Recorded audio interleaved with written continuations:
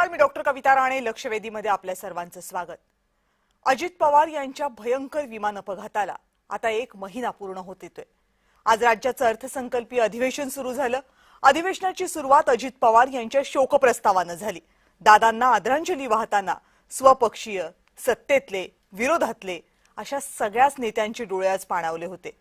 प्रत्येकाच्या मनात दादांबद्दलच्या असंख्य आठवणी होता. प्रत्येक जण दादांबद्दल भरभरून बोलत होता. अजित पवारांवर सिंचन घोटाळ्याचे जे आरोप झाले होते त्याबाबत विरोधकांनी सत्ताधाऱ्यांना शोकप्रस्तावामध्ये सुद्धा सुनावलंच. पण या सगळ्यामधून सुद्धा महाराष्ट्राला ज्या प्रश्नाचं उत्तर हवं होतं ते मिळालंच नाही. दादांचा अपघात झाला की त्यामागे काही घातपात होता? विमान अपघातासंदर्भात 3 संस्था चौकशी करतायत, पण अजूनही एकाही संस्थेचा प्राथमिक अहवाल पूर्ण झालेला नाहीये. पण रोजच्या रोज अजित पवारांच्या अपघाताबद्दल नवे प्रश्न मात्र समोर येत आहेत. अजित पवार यांच्या विमानाचा ब्लॅक बॉक्स डॅमेज झाला हे विरोधातले नेते मान्य करायला तयारच नाहीयेत. अजित पवारांच्या मुलानं सुद्धा ब्लॅक बॉक्स जळाला यावर विश्वास ठेवणं कठीण असल्याचं म्हटलं. दादांच्या विमान अपघातासंदर्भात त्यांच्या कुटुंबियांकडून जाहीरपणे व्यक्त करण्यात आलेली ही पहिली शंका होती. राष्ट्रवादी काँग्रेसनं या अपघाताची सीबीआय चौकशी करावी अशीही मागणी केली आहे. तर दुसरीकडे विमानाचा पायलट हा आत्मघाती हल्लेखोर होता का अशी नवी शंका अजित पवारांच्या राष्ट्रवादीचे आमदार अमोल मिटकर यांनी उपस्थित केली आहे. गेल्या 25 दिवसात अपघाताबद्दल ज्या चर्चा झाल्यात त्यामुळे अपघाताबद्दल महाराष्ट्रात अनेकांच्या मनात शंका आहेत आणि जोपर्यंत तपास यंत्रणांचे अहवाल येत नाहीत तोपर्यंत शंका कायम राहतील. अजित पवार यांच्या आठवणींनी डोळे पाणावत असताना मनातल्या शंकेचं काहूर काही केल्या कमी होतच नाहीये.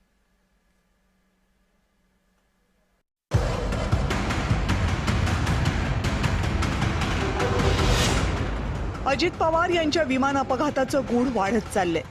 अपघाताचं ठोस कारण अजूनही समोर आलेलं नाही आणि त्यामुळे अनेक तर्कवितर्क लावले जात आहेत. अपघाताच्या तपासाबाबत आमदार रोहित पवार यांनी केंद्र सरकारला थेट इशाराच दिलाय. डिटेलमध्ये काही प्रमाणात डिटेलमध्ये जो तपास असेल तर आम्ही समजू योग्य दिशेने हा तपास त्या ठिकाणी सुरू आहे. पण उगाचच काहीतरी द्यायचं म्हणून त्यांनी दिलं तर मग मराठी माणूस काय असतो आणि महाराष्ट्र काय असतो हे मात्र त्या ठिकाणी या केंद्र सरकारला नाही तर तिथे असणारे जे एव्हिएशन मंत्रालय त्यांना आपल्याला दाखवावं लागेल असं आम्हाला वाटतं. विमानाच्या ब्लॅक बॉक्सचं नुकसान झालंय या माहितीवर आमदार जितेंद्र आव्हाड यांनीही संशय व्यक्त केलाय. ब्लॅक बॉक्स ज्या जागेवर असतो तो विमानाचा जो भाग आहे तो जशाच्या तसा होता. दुसरी गोष्ट, ब्लॅक बॉक्स ज्या मटेरियलचा बनवलेला आहे ते मटेरियल आहे टायटॅनियम. म्हणजे 11,000 सेल्सिअसच्या आगीच्या म्हणजे 10 मध्ये सुद्धा त्या ब्लॅक बॉक्सला काही होऊ शकत नाही अशी परिस्थिती असताना सरळ सांगितलं जातं ब्लॅक बॉक्स जळून गेला. दुसरीकडे राष्ट्रवादी काँग्रेसचे आमदार अमोल मिटकरी यांनी तर थेट हत्येची शक्यता व्यक्त केली आहे. पायलट सुमित कपूरनं विमानात आत्मघातकी हल्ला केला का हा सवाल मिटकरींनी केलाय. राजीव गांधीच्या वेळेस लिट्टीची सुसाईड बॉम्बर म्हणून आली नव्हती का? ते एका सभेला चालले होते. तसा हा सुसाईड बॉम्बर नसेल. कुठं आहे कपूर? त्याची बायको पोहोचली ते तिसऱ्या दिवशी की माझा नवरा जिवंत आहे. आमचा प्रश्न हा आहे की डीजीसीए म्हणतोय 6 माणसं गेली तर 1 माणूस गेला कुठं? मग या आरोपांना आणि चर्चांना पूर्णविराम मिळावा अशी इच्छा सर्वांचीच आहे. पण त्यासाठी केंद्रीय नागरी उड्डाण मंत्रालयाला या अपघातामागचं सत्य लवकरात लवकर समोर आणावं लागेल. कारण अजित पवारांचा अपघात कसा झाला हे जाणून घेणं महाराष्ट्राच्या जनतेचा अधिकार आहे. ब्युरो रिपोर्ट, जय महाराष्ट्र.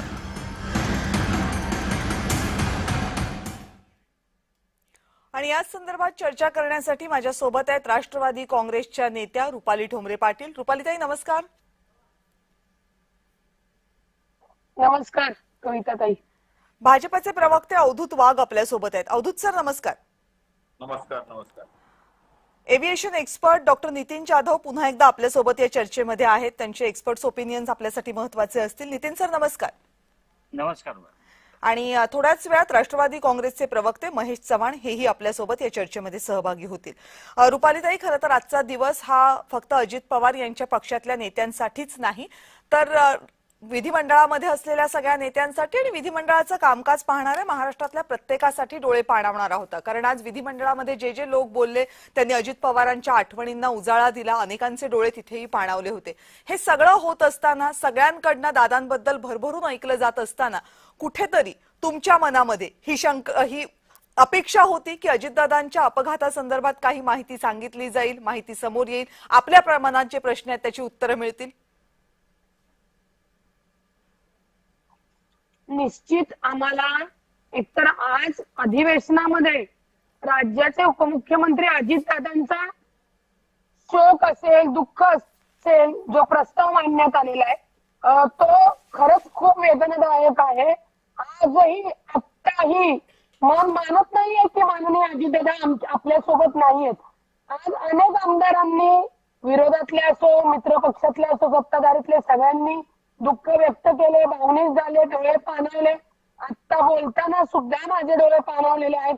परंतु या डोळे पाणावल्याच्या बरोबर ही घटना कशी झाली, काय झाली, हा घातपात आहे, अपघात आहे, याचं कोणतंही उत्तर मिळालेलं नाही. आणि मी अत्यंत प्रामाणिकपणे सांगते की आमदार रोहित पवार आणि आमदार अमोल मिटकरी यांच्या व्यतिरिक्त कुठल्याच आमदारांनी याचा तपास लवकर व्हावा ही जी मागणी केली नाहीये, त्याचंही कुठेतरी अंतर्मन आमचं खूप दुःखी झालेलं आहे. कारण का अजितदादांचा जी काही घटना घडलेली आहे त्याचे पुरावे दाखवणं, त्याचा तपास आमच्या समोर मांडणं, महाराष्ट्रासमोर मांडणं हे अत्यंत महत्वाचं आहे.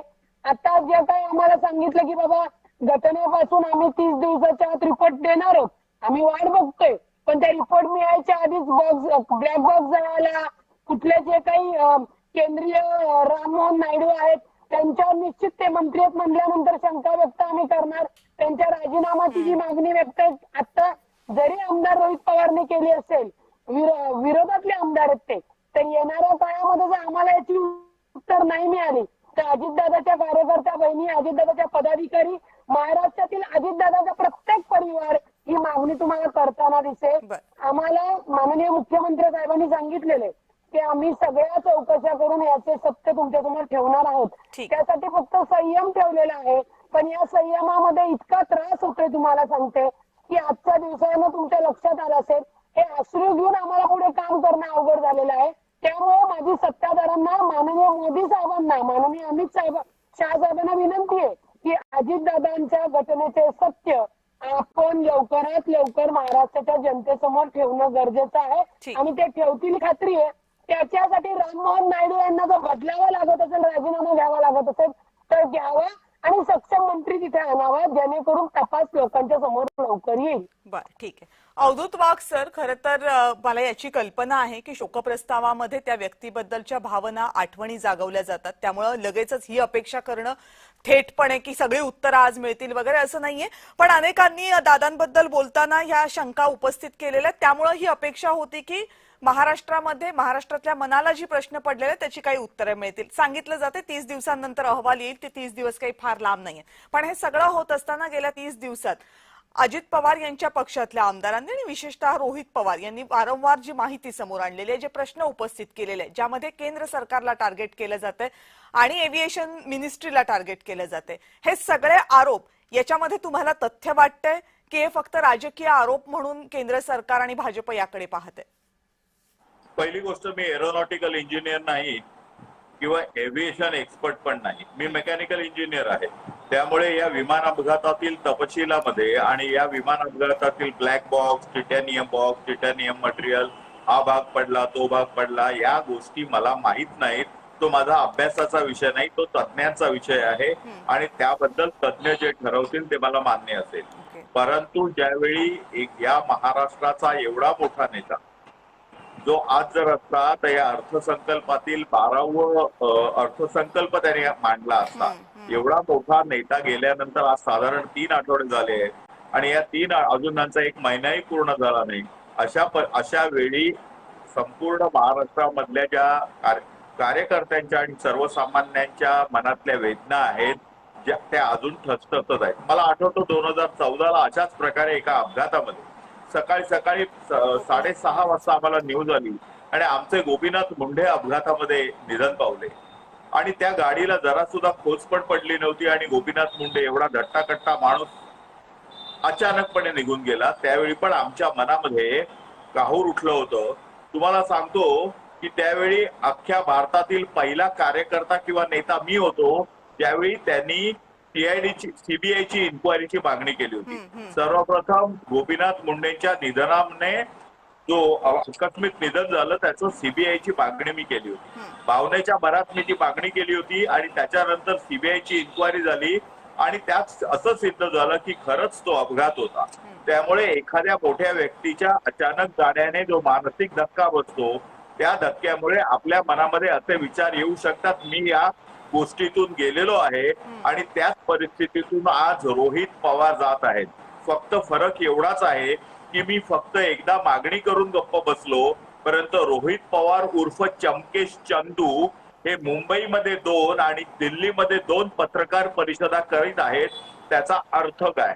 कुठेही एक पत्रकार परिषद घेतली ती मुंबईमध्ये घेऊ, पुण्यामध्ये घेऊ, बारामतीमध्ये घेऊ, अकोल्याला घेऊ की कुठेही घेऊ, तो अख्ख्या देशभर ती पसरते. त्यासाठी प्रत्येक ठिकाणी जायची गरज नसते. परंतु ठिकठिकाणी आपले सोहळे उरकून घेण्याचा तर हा रोहित पवारांचा प्रयत्न नाही ना, अशी शंका येते. असो, भारतीय जनता पक्षाच्या नेतृत्वाखालील या सरकारमध्ये स्वतः स्वर्गीय अजितदादा पवारांच्या पत्नी सुनेत्राताई पवार या उपमुख्यमंत्री आहेत. त्यांचे अनेक नेते या महाराष्ट्राच्या मंत्रिमंडळामध्ये सहभागी आहेत आणि ते जो महाराष्ट्र सरकार निर्णय घेईल त्याच निर्णयाप्रमाणे आपण पुढे जाऊ. सीबीआय, सीआयडी, ईडी जी काय तुम्हाला चौकशीची आवश्यकता असेल, राष्ट्रीय किंवा आंतरराष्ट्रीय पातळीवरची इन्क्वायरी असेल, जोपर्यंत दादांच्या रिलेटिव्हना, दादांच्या जवळच्या नातेवाईकांचं समाधान होत नाही तोपर्यंत ही इन्क्वायरी चालू राहील. सत्य बाहेर येईल. दूध का दूध, पाणी का पाणी होईल. परंतु केवळ काही वैयक्तिक फायद्यासाठी आणि राजकीय स्वार्थासाठी कोणी, मला असं वाटतं की आपली राजकीय भांडवल करू नये, कोणाचं उट्ट काढण्याचा प्रयत्न करू नये किंवा कोणाची खुन्नस काढण्याचा प्रयत्न करू नये. महेश चव्हाण, राष्ट्रवादी काँग्रेसचे प्रवक्ते आपल्यासोबत आहेत. महेशजी, माझा आवाज येतोय आपल्यापर्यंत? हो कविताजी. बरं, अवधूत सरांचं म्हणणं जर तुम्ही ऐकलं असेल तर त्यांचा बोलण्याचा रोख असा आहे की रोहित पवार जे काय वारंवार पत्रकार परिषदा घेत आहेत, मुंबईमध्ये घेत आहेत, दिल्लीमध्ये घेत आहेत, मराठीतनं संबोधित करतात, हिंदीमधून संबोधित करतात, जर त्यांना पत्रकार परिषदा घ्यायच्या असतील तर इतक्या पत्रकार परिषदा घेण्याची गरज काय एक, आणि ते आपली राजकीय पोळी भाजून घेण्याचा प्रयत्न करतायत असा त्यांचा बोलण्याचा रोख आहे. यावर तुमचं उत्तर? नाही, अवधूत वाघ यांच्या मताचा आदर राखत मी हे तुम्हाला इथे सांगू इच्छितो की हे खूपच असंवेदनशील वक्तव्य अवधूत वाघांनी केलेलं आहे. रोहित पवार हे त्यांचे पुतणे आहेत. रोहित पवारांचे ते काका होते आणि फक्त काकाच नव्हते तर ते उपमुख्यमंत्री होते या राज्याचे. आणि त्यांचा असा जो अपघात झालाय त्या अपघातामध्ये बरेचसे प्रश्नचिन्ह निर्माण झालेली आहेत आणि ते जे काही प्रश्न आहेत ते फक्त रोहित पवार किंवा राजकीय पक्षाचे आम्ही कार्यकर्ते म्हणून नाही आहेत, तर अख्ख्या महाराष्ट्राच्या जनतेच्या मनातले प्रश्न आहेत. आता इथे त्यांनी जे जे काही प्रश्न उपस्थित केले आहेत त्या प्रश्नांमध्ये तुम्ही बघितलं असाल की सुरुवातच होते ही की सकाळी 6:30 वाजता मुंबईमध्ये एखादा जर त्यांचा वैमानिक ट्रॅफिक जॅम मध्ये फसत असेल तर हे संशयास्पद नाहीये का? त्यानंतर त्या विमानामधलं अतिरिक्त इंधन असेल किंवा इंधनाचे कॅन्स असतील किंवा त्यानंतर ब्लॅक बॉक्स जळलेल्या अवस्थेत मिळतो पण मोबाईल फोन्स आणि कागदपत्र जळलेल्या अवस्थेत नसतात. त्यानंतर त्यांनी जे काही रोहित पवारांनी जे काही प्रश्न उपस्थित केले की अहमदाबादमध्ये जो विमानाचा क्रॅश झाला थोड्या दिवसांपूर्वी, त्या विमानामध्ये अहमदाबाद पासून लंडन पर्यंत वाहून नेण्याचं इतकं इंधन असताना सुद्धा त्या याच्यामध्ये त्याच्या स्फोटामध्ये किंवा तिथे लागलेल्या आगीमध्ये ब्लॅक बॉक्स जळत नाही पण या छोट्याशा विमानाचा ब्लॅक बॉक्स जळतो. असे असंख्य प्रश्न आहेत. तर हे असंख्य प्रश्न फक्त रोहित पवारांना किंवा महाराष्ट्राच्या जनतेलाच पडलेत का? अवधूत वाघांना आणि अवधूत वाघांच्या पक्षाला पडलेले नाहीयेत? आणि त्याच्यानंतर जर रोहित पवार सर्वांकडे दाद मागायचा प्रयत्न करत असतील, जर त्यांनी फक्त पत्रकार परिषदा नाही घेतल्या, त्यांनी डीजीसी असेल, केंद्र सरकार असेल, आदरणीय पंतप्रधान नरेंद्र मोदीजी असतील, अमित शहा असतील, सर्वांकडे त्यांनी मागणी केलेली आहे, सर्वांकडे अर्ज दिलेले आहेत, राज्य सरकारकडे पण मागणी केलेली आहे. तर पत्रकार परिषदा त्यांनी मुंबईला घेतल्या काय आणि दिल्लीला घेतल्या काय, राजकीय पोळी बांधून घेण्याचा हा एक जर प्रकार असता तर माझ्या मते असं म्हणजे या वक्तव्याला अवधूत वाघांच्या काय म्हणायचं हे मला कळत नाहीये. ठीक. म्हणजे खूपच घृणास्पद आहे, असंवेदनशील आहे.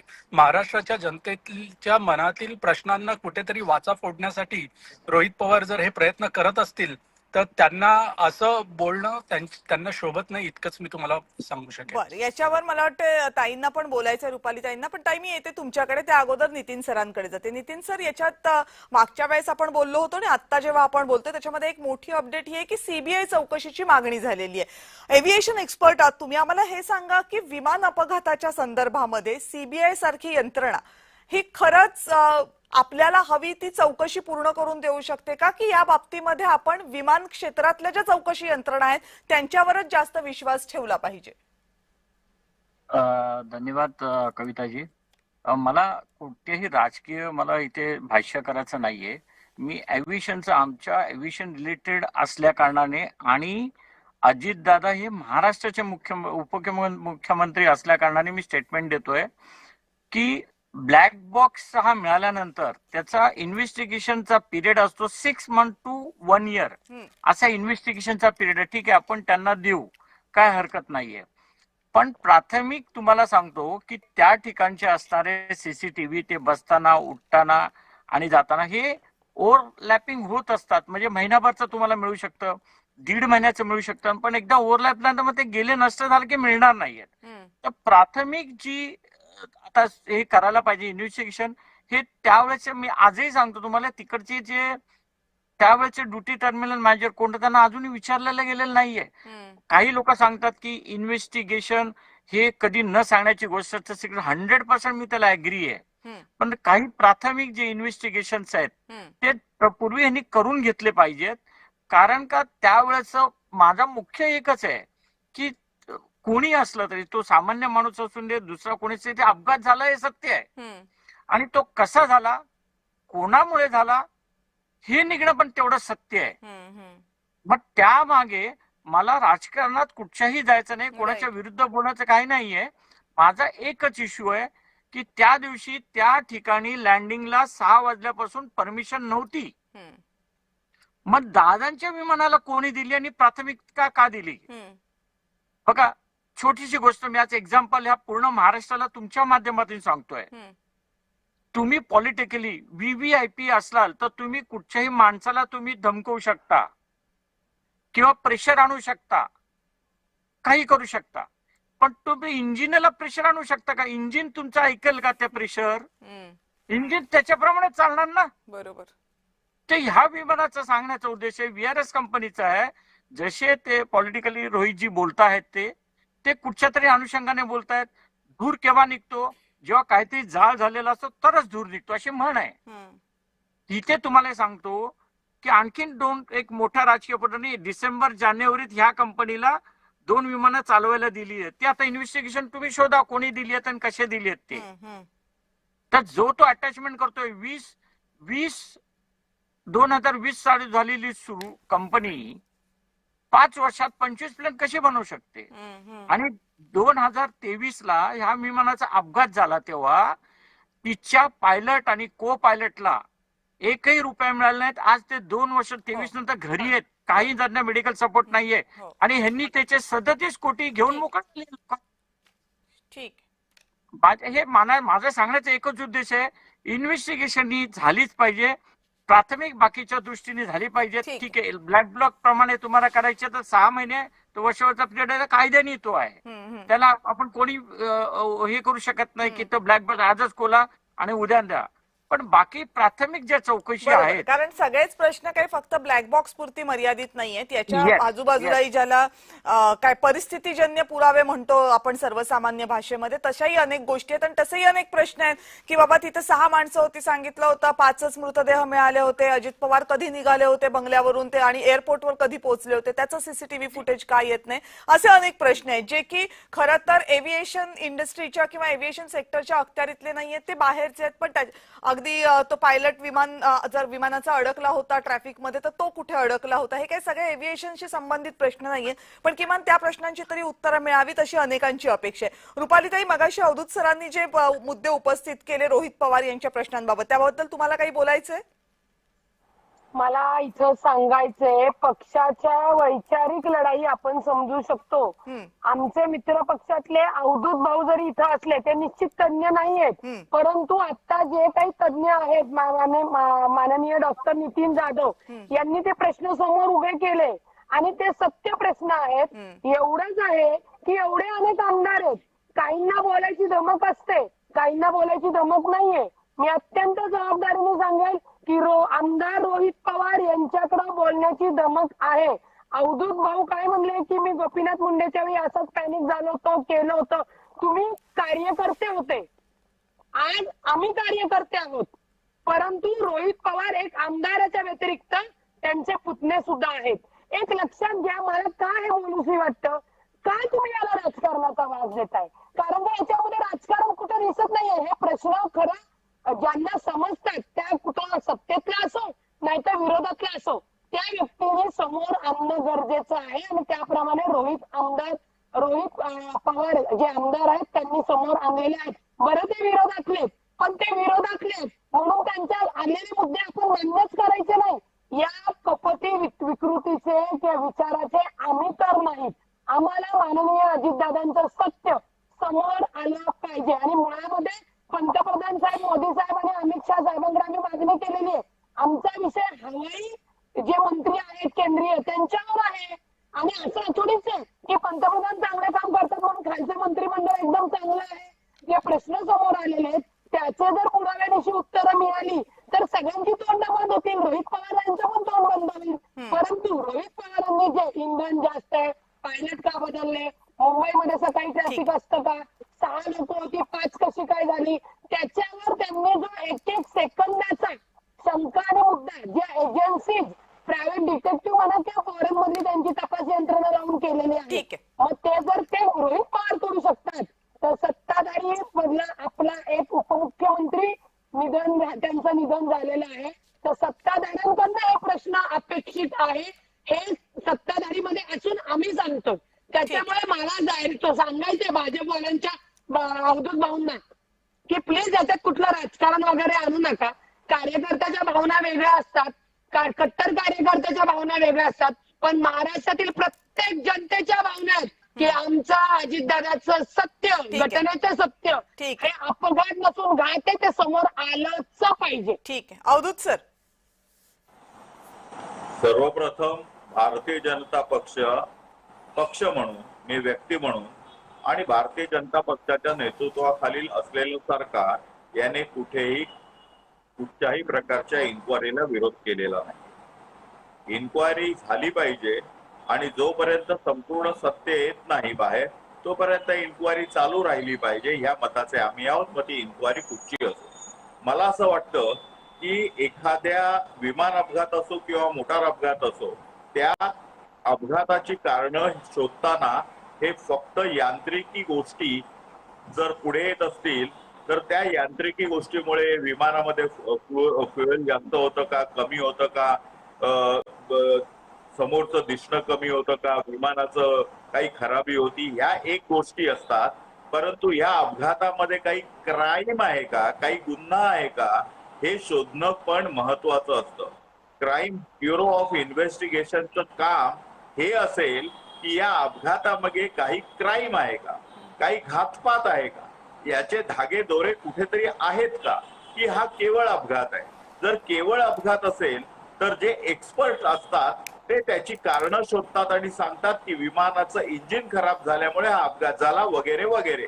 परंतु हे जर कोणी जाणीवपूर्वक केलं असेल, कोणी घातपात घडवून आणण्याच्या इराद्याने केलं असेल तर ते शोधण्याचं स्किल हे त्या टेक्निकल माणसांकडे नसतं आणि ते स्किल पोलीस ऑफिसरकडे असतं आणि यासाठी सीबीआय ची जी लोक आहेत ती केपेबल आहेत. सीबीआय असो सीआयडी असो ही नाही, फक्त प्रश्न नावं आहेत. प्रश्न मला त्यांच्या म्हणायचंय इन्व्हेस्टिगेशनच्या कपॅसिटीचा नाहीये. प्रश्न असा आहे की मग रोहित पवारांनी प्रश्न उपस्थित करायचे की नाही, त्यांनी पत्रकार परिषद कुठे घ्यायचा याच्यावर प्रश्न त्यांनी- उपस्थित केले जाणार, त्यांच्या इंटेंटवर प्रश्न उपस्थित केले जाणार. जर त्यांच्या त्यांनी मनात प्रश्न 100% असतील वेगवेगळे तर त्यांनी का उपस्थित करू नये? प्रश्न उपस्थित करण्याला राजकारणाचा अँगल का दिला जातोय? अहो त्यांनी 100 वेळा प्रश्न उपस्थित करावेत, 200 वेळा करावेत, 1000 वेळा करावेत. त्याच्याबद्दल करण्याबद्दल वादच नाहीये. परंतु त्यासाठी पत्रकार परिषद मुंबईमध्ये घेतल्यानंतर दिल्लीमध्ये घ्यायची काय गरज आहे? रोहित पवार काय खासदार आहेत का? पण की असं त्यांना आहे आता पण national असं आहे stage- की एक मिनिट पण मला रोहित बोलू पवार हे एक मला स्वतंत्र बोलू व्यक्ती आहेत ना, त्यांना त्यांना का अडवणार, त्यांना का अडवाय? म्हणजे याला अडचण काय आहे की त्यांनी मुंबईत एक पत्रकार परिषद घेतली आणि दिल्लीमध्ये एक घेतली, याला अडचण काय आहे? डॉक्टर, मी तुम्हाला आधीच सांगितलं की त्यांनी लंडन मध्ये पण घेऊ देत, कुठे पण घेऊ देत, ते स्वतंत्र आहेत. पण त्याच्या विरुद्ध टीका करायला पण आम्ही स्वातंत्र्य आहोत. नाही नाही, त्यांनी टीका कुठे जरूर पत्रकार करा परिषद तुम्ही, घ्यावी. टीका तुम्ही जरूर आमचं करा. आम्ही तोंड नाही तेच दाबू- विचारतोय तुम्ही तुम्हाला, आमचं तोंड टीका नाही दाबू जरूर शकत. करा आम्हाला अवधूतजी. आमचं मत व्यक्त करण्याचा अधिकार अवधूतजी, आहे की अहो, नाही? मताला पण कुणी तुम्ही तुम्हाला मला नको प्रश्न सांगितलं, आम्ही विचारता. तुम्हाला एवढंच आम्ही विचारतोय पुढे की त्यांना असं अडवलेलं का? नाहीये. पुढे त्यांना रोखलेलं नाहीये. अहो परंतु तेच तर त्यांच्यावर आम्ही टीका विचारतोय करायचा की अधिकार मग त्यांच्या आमचा आहे. इंटेंटवर तो तुम्ही प्रश्न काढून का घेऊ उपस्थित शकत केले नाहीये. जात आहेत? आम्हाला आमचं मत मांडण्याचा अधिकार आहे अहो, की नाही? जरूर मांडा. लोकांची अवधूतजी, दिशाभूल तुम्ही करणारे रागवताय ते कशासाठी? त्यांच्या मागचा अपघाताच्या मागचं कारण शोधण्याचं जसं महत्वाचं कर्तव्य आहे, तसं रोहित पवार ज्या पद्धतीने पत्रकार परिषदा घेतात आहेत त्याच्या मागचं कारण काय आहे हे पण आम्हाला शोधण्याचा एक राजकीय नाही, कार्यकर्ता जरूर म्हणून शोधा ना, आम्हाला- ते आम्हाला जरूर आहे. शोधा आम्ही आणि शोधतो त्याच्यावर आणि जरूर म्हणून टीका सांगतो, करा. पण हा म्हणून चमके त्यांच्या चंदू अहो जरूर स्वतःची शोधा, पोळी जरूर टिकण्यासाठी, टीका करा. पण तुम्ही वारंवार स्वतःचं त्यांना जे राजकीय काही करिअर इंटेंट बद्दल वाढवण्यासाठी प्रश्न म्हणजे ते स्वतः प्रश्न विचारू राष्ट्रवादी नयेत काँग्रेस का? पक्ष शपथ नेतृत्व आपल्या हातात येण्यासाठी हे काम करतो आहे असं आमचं बर. स्पष्ट मत आहे. बर, कुठेतरी ठीक आहे सुप्रिया ठीक आहे ठीक सुळेला आहे. आता बोला, बाजूला आता बोलून ठेवून मग बोलतील ना पवारांची महेश जागा चव्हाणजी. घेण्याचं महेश काम चव्हाणजी, आहे रोहित त्यांचं. पवार हे जे काही सगळं करतायत ते राष्ट्रवादी काँग्रेस शरदचंद्र पवार पक्षाचं नेतृत्व आपल्या हातात यावं यासाठी करतात असा दावा आहे अवधूतजींचा. नाही, मला इथे एक गंमत वाटते ती म्हणजे ही की पत्रकार परिषद घेऊन जर एखाद्या राजकीय पक्षाचं नेतृत्व आपल्या हातात घेता आलं असतं आणि ते सुद्धा अशा अतिशय संवेदनशील विषयावर, आणि जसं मी मगाशी म्हटलं तसं फक्त रोहित पवार ज्या राजकीय पक्षामध्ये काम करतात त्या राजकीय पक्षाचे ते नेते नव्हते किंवा राष्ट्रवादी काँग्रेस पक्षाचेच नेते नव्हते, तर त्यांच्या फॅमिलीतले, कुटुंबीय त्यांच्या सुद्धा होते. कुटुंबातले आहेत, त्यांचे कुटुंबीय, त्यांचे काका आहेत. तर याची जी एक संवेदनशीलता लागते ती भाजपाच्या प्रवक्त्यांकडे आहे की नाही असा एक प्रश्न ठीक. माझ्या मनात निर्माण होतोय. ठीक आहे ठीक आहे ठीक आहे. नितीन सर, शेवटची कमेंट तुमची, कारण माझ्याकडची वेळ संपलेली आहे. नाही, की तुम्हाला मी सांगतो ब्लॅक बॉक्स आपल्या वेळेनुसार येईलच, पण परत मी रिपीट करतो की एवढा वेळ प्राथमिक अहवाला लागत नाही एव्हिएशनच्या, तुम्हाला सांगतो. ओके. आणि कुठलाही कॅप्टन स्वतः तुम्ही अहवाल बघितला असेल अहमदाबादचा, कॅप्टनवर शेवटी दोष दिला गेले की त्यांनीच तो फ्युएल बंद केलं लगेच. 25 सेकंदात कोण स्विच बंद करतो का फ्युएलचा? 25 सेकंदात 30 सेकंदात करतो का? त्याला जर का मारायचं असतं तर उंचावर 35,000 फुटावर नेऊन सगळं बंद केलं असतं आणि आपटलं असतं की त्यांनी. मग तर ह्याचा दोष निघेलच, थोड्यानंतर निघेलच. पण माझं एवढंच ग्राउंड लेवलला कॅप्टन बसताना त्या डॉक्टरला अजून विचारलं का तिकडे त्या प्रत्येक पायलटची तो त्या सीटवर बसण्या आगे पुढे बसण्याच्या पूर्वी त्याची अल्कोहोल टेस्ट घेतल्या जाते. कित्येक वेळा VRS काय केलेलं आहे तुम्हाला कल्पना असेल. आतल्या ते पाहिजे जे बोलतात ते बरोबर आहे. आतल्या सर्व्हिस देणारे एअर होस्टेस पण पॅसेंजर म्हणून ठेवायचा, नंतर मग सर्व्हिस द्यायचा. आम्ही पण ह्याच्याकडे दुर्लक्ष जाऊन देत ना, आपलं ते करतायत, त्यांची सर्व्हिस करतायत. माझा एकच आहे की VRS कंपनीवर पण त्यांना मालकाला पण त्याची स्टेटमेंट घेतली, ठीक आहे. कारण क्राईम स्टोरी करताना एक छोटीशी गोष्ट सांगतो तुम्हाला. कुठची क्राईम स्टोरी करताना घरच्या पासून सुरुवात करतात. तुमची चोरी घरातून झाली, मग तुमचे सदस्य कोण आहेत? प्रत्येक माणूस हा सस्पेक्ट असतो ह्याच्यामध्ये. तसे ह्या ठिकाणी प्रत्येक व्यक्ती सस्पेक्ट आहे आणि त्यांचा चाललेला आहे. ठीक आहे, म्हणजे हे कोलॅबरेटिव्ह जे आहे त्याची सगळ्याची तपासणी चौकशी लवकर व्हायला हवी होती, टेक्निकल पेक्षाही. टेक्निकलची दुसऱ्या बाजूला होत राहील असं तुमचं म्हणणं आहे. आणि तेच कदाचित आता जे सगळेजण म्हणतात त्यांच्याही मागणी तीच आहे की किमान काही प्रश्नांची तरी उत्तरं द्या. जे प्रश्न थेट टेक्निकल नाहीये, ज्या प्रश्नांचा तांत्रिक अहवालांशी काही संबंध नाहीये, त्या तरी प्रश्नांची किमान उत्तरं द्या. आणि तुम्ही सांगताय, एक्सपर्ट आहात तुम्ही, की 30 दिवस हा खूप मोठा कालावधी आहे. त्याच्या आधीच प्रिलिमिनरी रिपोर्ट्स यायला हवे होते, ते आलेले नाहीयेत. आणि जर एक्सपर्ट हे सांगत करत असतील तर मग अर्थात शंका उपस्थित होतात की हा वेळ का लावला जातोय, याची उत्तरं कधी मिळणार. आणि याच प्रश्नांची उत्तरं मिळवण्याचा प्रयत्न आपणही करणार आहोत. आपण सगळेजण या चर्चेमध्ये सहभागी झालात, सगळ्यांचे मनापासून आभार.